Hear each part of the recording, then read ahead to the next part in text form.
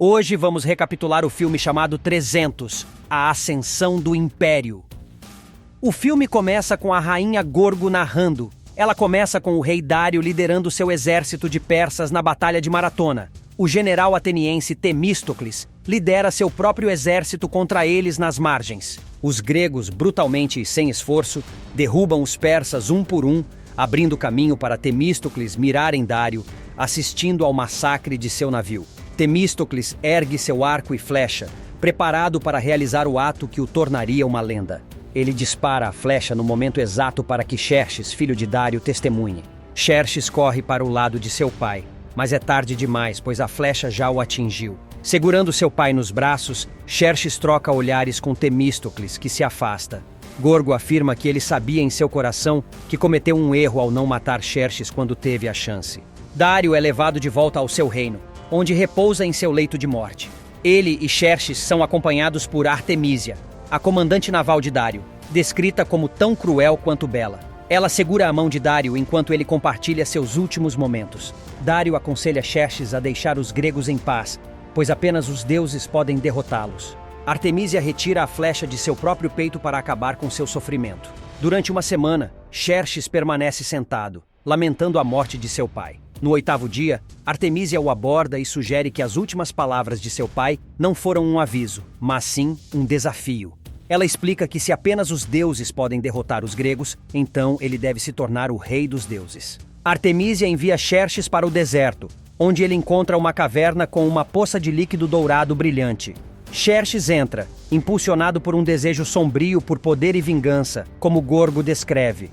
Quando ele emerge, está com a pele dourada, olhos vermelhos brilhantes, sem pelos e consideravelmente mais alto.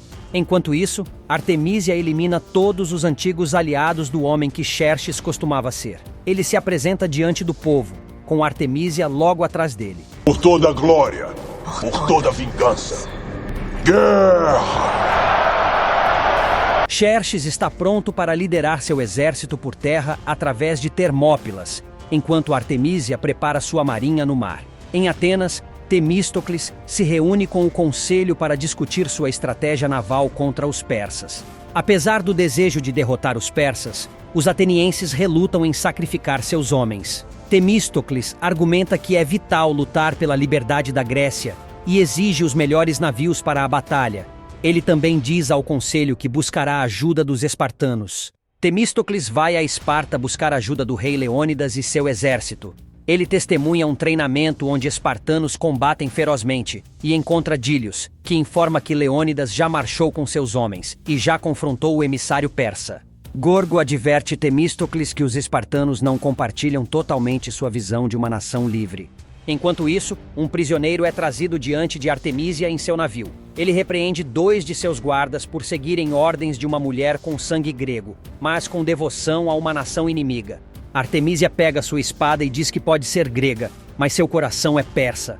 Ela decapita o homem e joga sua cabeça para fora do navio. Ela vê um soldado no navio com quem não está familiarizada. Ele é Cílias, um soldado ateniense enviado para espionar os persas. Ele mata alguns guardas antes de pular no mar e evita ser atingido pelas flechas dos persas. Cílias e seu filho Calisto retornam para informar Temístocles e seu tenente Aequilos. Cílias relata que Artemísia lidera os persas no mar e é considerada a única sobrevivente de um ataque à sua cidade. Através de um flashback, conhecemos sua história.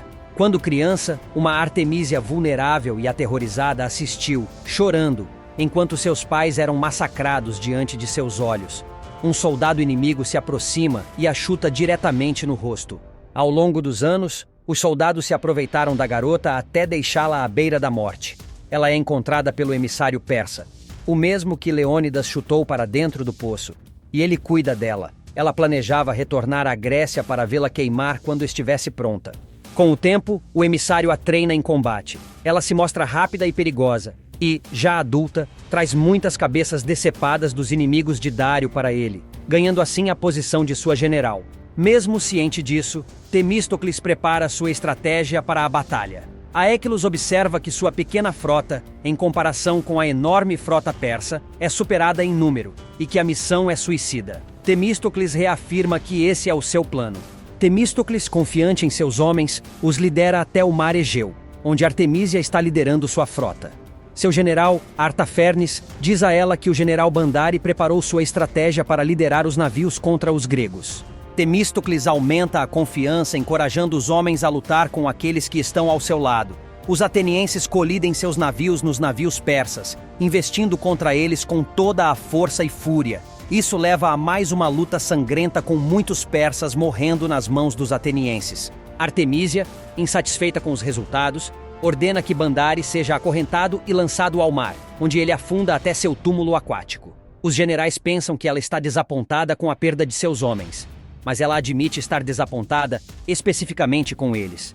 Ela pondera sobre a ideia de ter alguém ao seu lado. No dia seguinte, os atenienses fazem os persas navegar seus navios por uma passagem estreita, resultando no navio líder ficando preso e os outros navios colidindo contra ele. Do alto dos penhascos, os atenienses saltam e continuam a matar os persas. Cílias avista Calisto entrando na batalha, mas claramente não querendo que seu filho se machuque.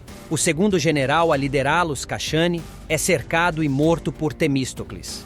Artemísia observa do seu navio, admirando as táticas e o comando de Temístocles. Artafernes navega até a costa onde os atenienses montaram acampamento para levar Temístocles até o barco de Artemísia. Ela elogia sua habilidade durante a batalha quando o leva para seus aposentos privados. Ela pergunta se há alguém em Atenas por quem ele lute. Temístocles afirma que não teve tempo para uma família ou filhos. Artemísia oferece a ele a chance de se juntar a ela para evitar viver com conflito ou responsabilidade. Os dois então começam a fazer amor áspero, apaixonado e violento, que os guardas dela podem claramente ouvir. Quando Artemísia repete sua oferta, Temístocles simplesmente diz não, e Artemísia o joga furiosamente para longe dela, dizendo que ele não é um deus, mas apenas um homem.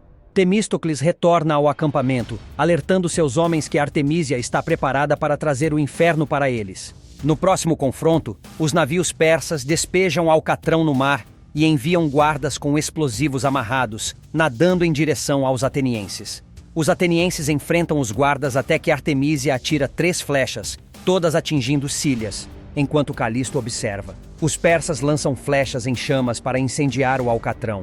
Em um dos navios persas, um grande persa lança tochas para continuar incendiando o alcatrão. Ele é atingido por uma lança e deixa cair a tocha, caindo no alcatrão derramado. Isso causa uma onda de fogo que atinge um navio ateniense e também volta para o navio persa, fazendo-o explodir. Artemísia dispara uma flecha em chamas, atingindo um persa com explosivos em suas costas quando ele sobe no navio de Temístocles. Ele ordena a evacuação do navio e avança em direção ao persa. O explosivo explode, destruindo o navio e levando Temístocles com ele. Artemísia observa com orgulho seu inimigo afundar. No mar, Temístocles afunda entre os corpos de seus camaradas. Ele vê 2 criaturas semelhantes a serpentes devorando os corpos antes que uma delas se lance em sua direção. Temístocles é despertado desse sonho por Aesíclos. Ele percebe que esse evento pode ter sido trazido até ele para subjugar seu ego ou para lembrá-lo do erro de não matar Xerxes. Temístocles se dirige ao lado de Cílias enquanto ele está morrendo. Cílias encoraja eles a continuar lutando e compartilha algumas palavras finais antes de partir. Temístocles lamenta a perda de seu amigo. Calisto pergunta a Temístocles sobre as últimas palavras de seu pai, mas Temístocles responde que contará a ele com o tempo. Em terra firme, Xerxes e seu exército derrotaram Leônidas e seus 300 soldados. Os persas seguem em marcha vitoriosa, com Xerxes ordenando a Efialtes que leve a espada de Leônidas para Atenas e avise aos gregos que Atenas está condenada. A notícia chega a Temístocles por meio de um mensageiro. Ele retorna a Atenas para confrontar Efialtes, o corcunda deformado que traiu os espartanos, entregando-os a Xerxes. Apesar de aparentemente arrependido por suas ações, Efialtes não se acovarda diante da ameaça da espada de Temístocles. Ele reconhece sua falta de beleza e a gravidade de seus atos. Efialtes revela que Xerxes está marchando para Atenas, preparado para destruí-la. Temístocles decide deixá-lo vivo para que possa levar a mensagem aos persas de que os gregos estão dispostos a lutar até a morte. Temístocles vai para Esparta para falar com a rainha Gorgo. Dílios, agora com a visão prejudicada, o alerta sobre não esperar uma recepção calorosa, já que Gorgo ainda está de luto por seu marido. Apesar da persistência de Temístocles em buscar ajuda dos espartanos para a batalha iminente, ela se recusa a enviar mais homens para serem sacrificados. Ele entrega a ela a espada de Leônidas, afirmando que pertence a ela. Gorgo fica emocionada ao vê-la. O exército persa domina Atenas.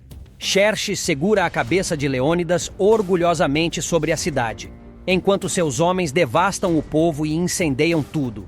Ele continua a se gabar de sua vitória e afirma que Temístocles não passava de um covarde. Efialtes retorna a Xerxes e Artemísia para relatar que os gregos estão continuando a levar sua batalha de volta ao mar, liderados novamente por Temístocles.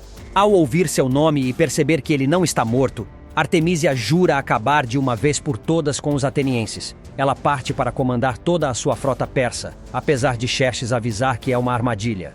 Temístocles reconhece que seus homens podem estar cansados de continuar a luta e que eles provavelmente não querem mais derramamento de sangue. Ele os encoraja a tomar suas próprias decisões e partir, se assim desejarem, mas também os incentiva a permanecer e lutar pela sua liberdade. Fique registrada na história e que eles saibam que nós preferimos morrer de pé do que viver de joelhos! Um pequeno grupo de atenienses enfrenta uma grande frota persa no mar em uma batalha decisiva. Temístocles compartilha com Calisto as últimas palavras de seu pai. Ele conquistou seu lugar à mesa.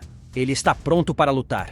Tanto Temístocles quanto Artemísia estão determinados a liderar seus homens na batalha. Durante o confronto, os navios colidem e os atenienses atacam os persas com ferocidade. Artemísia, não disposta a ficar parada, se envolve na luta com suas duas espadas, causando muitas baixas entre os gregos, enquanto os imortais também infligem danos consideráveis. Temístocles cavalga em seu cavalo através da batalha até chegar ao navio de Artemísia, onde derrota os guardas pessoais dela. Ele rejeita novamente a oferta dela, o que a deixa irritada, resultando em um duelo entre os dois.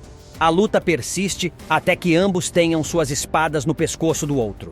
Mesmo nesse momento tenso, Temístocles mantém sua recusa em se unir a Artemísia, insistindo que é hora dela se render. Vemos Gorgo liderando seu exército de espartanos, narrando-lhes toda a história até aquele momento, culminando em um discurso inspirador conforme se aproximam para cercar a frota persa. Além dos espartanos, outros exércitos aliados também se unem à batalha. Enquanto isso, Temístocles consegue derrotar Artemísia e a ordena que se renda. Ela se recusa e tenta atacá-lo, mas Temístocles rapidamente enfia sua espada em seu estômago. Enquanto as forças aliadas cercam a marinha persa, Xerxes observa de longe e vira as costas para Artemísia, que finalmente morre. Gorgo e Dílios se juntam a Temístocles, simbolizando a união entre espartanos e atenienses para finalmente derrotar os persas de uma vez por todas. Espero que tenham gostado. Até a próxima.